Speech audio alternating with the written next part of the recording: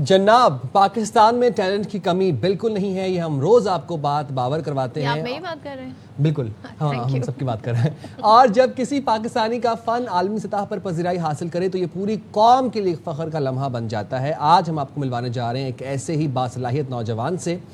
इन्होंने किया क्या है, बेसिकली ये वाइल्ड लाइफ फोटोग्राफर हैं। इनका नाम है अवैस अली शेख। इन्होंने जनाब शानदार तस्वीर खींची जिसका टाइटल ये था हिडन इन प्लेन साइट, और फिर एक बैनुल अक़वामी फोटोग्राफी मुकाबले में वाइल्ड लाइफ कैटेगरी के लिए ये तस्वीर नामजद हुई। ज्यूरी ने इनकी तस्वीर को मेरिट, मयार और फनकाराना खूबियों की बुनियाद पर मुंतखब किया, जबकि तस्वीर अब कैटेगरी और फोटोग्राफर ऑफ द ईयर के एजाज़ की दौड़ में शामिल हो चुकी है। अच्छा, इस साल जो है रवा साल 10 अक्टूबर को इटली के शहर सीनिया आई गेस उसमें वहाँ मुनक्किद की जाएगी तकरीब, जहाँ दुनिया भर से नामज़द फोटोग्राफर्स को एजाज़ात से नवाजा जाएगा। तो ओवैस भी उसमें शामिल होंगे और ये कामयाबी ना सिर्फ उनकी बरसों की मेहनत और फ़न का एतराफ़ है बल्कि पाकिस्तानी वाइल्ड लाइफ फोटोग्राफी के लिए भी काबिल फ़ख्र आलमी एजाज़ है। तो चलें जी, बात कर लेते हैं। फोटोग्राफर अवैस अली शेख हमारे साथ मौजूद हैं। Thank you so much Awais, बहुत शुक्रिया बात करने के लिए। सबसे पहले तो बताइएगा, आपको बहुत बहुत मुबारक हो। दूसरा ये बताइएगा, ये आपका पहला रद्द-ए-अमल क्या था जब आपको पता चला कि आप ऐसे नामजद हो गए हैं? सबसे पहले आप लोगों का बहुत शुक्रगुजार हूँ मैं, बहुत बहुत शुक्रिया आप लोगों के कि आप लोगों ने मुझे इस प्रोग्राम का हिस्सा बनाया। दूसरा ये कि जिस वक्त मुझे ये ईमेल रिसीव हुई, मैं उस वक्त ऑफिस में था और उस वक्त मुझे खुशी का आलम ये था कि मैं अपनी कुर्सी से खड़ा हो गया और मैंने अपने फैमिली मेम्बर्स को सबसे पहले इन्फॉर्म किया, इमीडिएट फैमिली मेम्बर्स को, कि ये खुशखबरी की बात है। और दूसरी ये बात है कि देखें, पाकिस्तान की बुलंद चोटियों में छुपी हुई नायाब चीज़ जिसको हम गोस्ट ऑफ द माउंटेन्स कहते हैं, या सादे अल्फाजों में आप कह लें कि स्नो लेपर्ड, अच्छा, वो एक आलमी सतह पर मुंतखब हुई। इसमें मुझे इतना फ़ख्र महसूस हुआ कि वो तस्वीर पाकिस्तान में खिंची हुई है और वो पाकिस्तान को रिप्रेजेंट करेगी इंशाल्लाह ताला। ये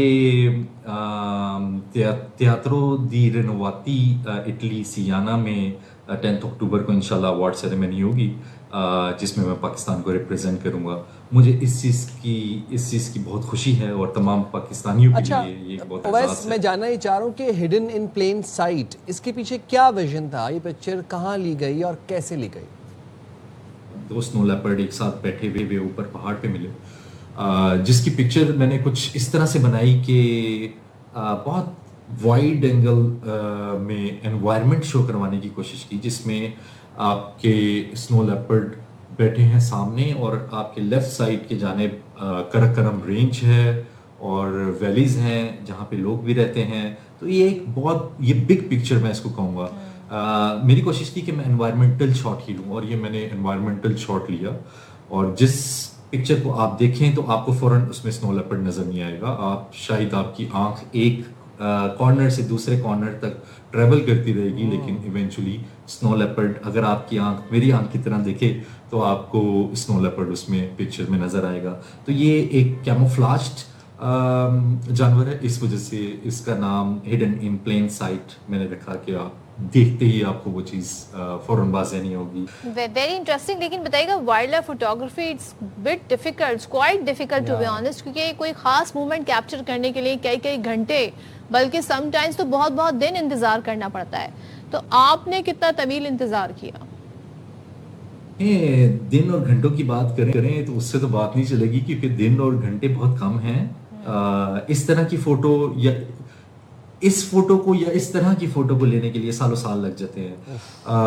मैं वाइल्ड लाइफ फोटोग्राफी पिछले लगातार 16 सालों से कर रहा हूँ, जिसमें से 10 साल मैंने स्नो लेपर्ड पे डेडिकेट किए हैं। और मेरी पूरी कोशिश होती है कि हर साल जनवरी और फरवरी इस सीज़न में मैं जाऊँ, जहाँ पे हम प्रॉपर नॉन ऑब्जेक्शन सर्टिफिकेट के साथ जाते हैं, इन्फॉर्म करके जाते हैं। और इसको मैं कहूँगा कि इसमें मैं अक्सर कहा करता हूँ कि ये एक गेम ऑफ पेशेंस है। तो इसमें इंतज़ार एक बहुत बड़ा हथियार है समझ लें। तो इस वाइल्ड लाइफ फोटोग्राफी, इसमें आपको पेशेंस के साथ बहुत ज़्यादा काम करना पड़ता है। कुछ एक फ़ोटो लेने के लिए सालों साल लग जाते हैं, क्योंकि आप वो चीज़ इमेजिन करते हैं और उस चीज़ का इंतज़ार करते हैं कि ये चीज़ कब होगी, और रिपीटेडली आप उस जगह पे जाते हैं। कभी मौसम साथ नहीं देता, तो कभी जानवर साथ नहीं देता, तो कभी दोनों चीज़ें साथ भी दे देती हैं। तो ये सारी किस्मत की बात भी है, हार्ड वर्क की बात और भी है। यहीं से मेरा अगला सवाल भी जन्म ले रहा है कि वाइल्ड लाइफ फोटोग्राफी में सबसे बड़ा चैलेंज क्या होता है, जानवर या माहौल या मौसम? जी देखिए, मुझे लगता है कि जानवर और माहौल, ये दोनों ही एक बहुत बड़ा चैलेंज होते हैं। वो ऐसे कि जानवर एक अनप्रेडिक्टेबल चीज़ है। देखें, आपके या हमारे किसी की कंट्रोल में कोई भी चीज़ नहीं है, नेचर हमारे कंट्रोल में नहीं है, राइट। और जानवर की बात करें तो वो तो बिल्कुल भी आपके कंट्रोल में नहीं है, लेकिन उसके पीछे आपको स्टडी करनी पड़ती है, रिसर्च करनी पड़ती है, ऑब्जर्व करना पड़ता है। जैसे मैंने कहा कि सालों साल लग जाते हैं इस स्टडी के पीछे कि उनका बिहेवियर क्या है, वो कब निकलते हैं, कब सोते हैं, कब हंट करते हैं। ये सारी चीज़ों को स्टडी करना पड़ता है। ये एक्सपीरियंस के साथ भी आती हैं, और स्टिल उसके बावजूद भी ये एक अनप्रेडिक्टेबल चीज़ है। बात करें अगर माहौल की, तो माहौल भी एक सा नहीं रहता कभी भी।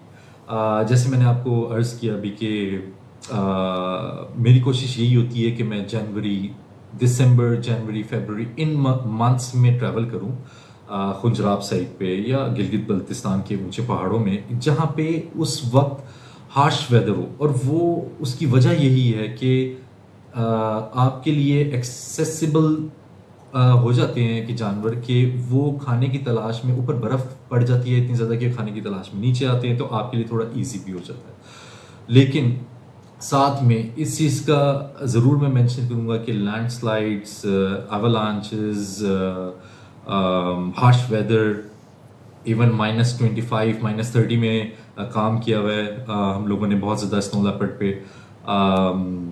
तो ये सारे फैक्टर्स जो हैं ये बहुत डिपेंड करते हैं। तो ये दोनों चीज़ें एक चैलेंज मैं कहूँगा ये बराबर ही हैं। बिल्कुल, और ज़ाहिर है आपको एक टाइम तो हो गया, बट स्टिल आपकी पूरी ये जो जर्नी है, क्या कभी कोई ऐसी सूरत हाल का सामना करना पड़ा जो कि चैलेंजिंग थी और ख़तरनाक थी आपके लिए? अगर आप चैलेंजेस एक्सेप्ट नहीं करते तो उसके अलावा काम बनना नहीं, तो ख़तरनाक सूरत हाल बनती हैं, बिल्कुल बनती हैं। कोशिश मेरी पूरी यही होती है कि मैं अपना और अपने दोस्त अहबाब और सबका ख्याल रखूं इन चीज़ों में जब हम लोग ट्रैवल करते हैं। अगर मैं मिसाल दूं कि लाहौर से लेके खुंजरात तक जाना है और 2 दिन में नॉन स्टॉप आप गाड़ी चला के जा रहे हैं, क्योंकि कभी अक्सर औकात ये होता है कि हम मौके पे हों तो हमें कॉल आ जाती है। फॉर एग्जांपल, अगर हम conservation of Khan wild life उनके साथ काम करते हैं खुंजरात, कुल मोरखुन के इलाके में, उनकी कॉल आ जाती है कि अवैस भाई आप किधर हैं, आप जल्द से जल्द पहुंच सकते हैं। अब वो मौका ऐसा होता है कि उसमें हमें पहुंचना पड़ता है, क्योंकि फॉर एग्जांपल हंट कर दिया स्नो लेपर्ड ने, तो हमें फ़ौरन जाना पड़ता है, फ़ौरन पैकिंग की, फ़ौरन निकले। तो इसको समराइज़ करूं तो ये एक ट्रैवल जर्नी जो है इटसेल्फ ये काफ़ी डेंजरस भी होती है। आप पहले रफ़ टेरेन से जाते हैं, चिलास वाले एरिया से, फिर इवेंचुअली अगर आप खुंजराब वाली साइड तक पहुँचते हैं कॉन्टीन्यूस ड्राइव करके भी, थोड़ी सी आप पावर नैप वगैरह लेके अपने आप को रिकवर करके, आपकी अगर बर्फ़ पड़ गई है तो याद रहे कि उसमें ब्लैक आइस भी है। ऊपर हमें सफ़ेद रोड नज़र आ रही होती है जिस तरह फ्रेश है, लेकिन नीचे ब्लैक आइस है, और black ice is very dangerous. कितनी मरतबा हमारी गाड़ी स्लिप हुई है, बहुत मरतबा गाड़ी स्लिप हुई है, और जो बैरियर्स आपके लगे होते हैं उससे हिट होके भी बची है। तो ये एक आधी एग्जांपल देने का मकसद ये था कि it's not an easy job, it requires a lot of your potential. Right. Thank you very much, Owais. It is indeed not an easy job, but it sounds very thrilling and very adventurous to me. And to be honest, मैं चाहूँगा कि मैं कभी ज़िंदगी में ऐसा कुछ experience करूँ, but how nice is that? और अच्छी बात है कि पाकिस्तान का नाम भी साथ रोशन कर रहे हैं, अपना पैशन भी साथ परसू करें।